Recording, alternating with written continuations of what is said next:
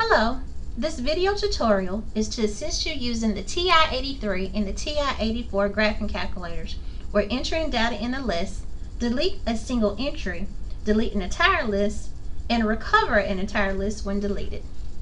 First, let's get a random set of data. Here are just 9 random numbers that I selected that we're going to input into the calculator. To input, hit your Stat key and then Edit, which is option 1, hit Enter. The best way to remember that is the same thing as if you were editing your English composition paper. Notice how all the numbers are already in, but to confirm that, hit 13, then Enter. So for future reference, each time you want to change your data set, just simply change the numbers and then hit Enter to lock it in.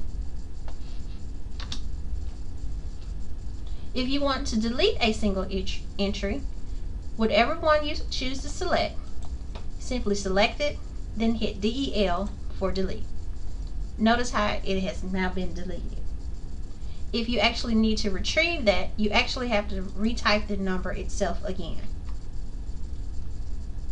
To delete an entire list, use your up arrow key to find that list. In this case, it would be L1. Then again, hit delete. But oftentimes, L1 is used as your default list. So in case you need to retrieve it back, hit your Stat key again, go down to option 5 for Setup Editor, hit Enter, then hit Enter again. Notice how the word Done appears, meaning that some type of application just been completed.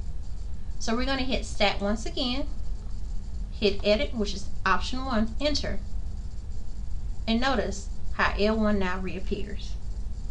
This concludes the video of how to enter data, delete a single entry, delete an entire list, and recover an entire list using the TI-83 and TI-84 graphing calculator.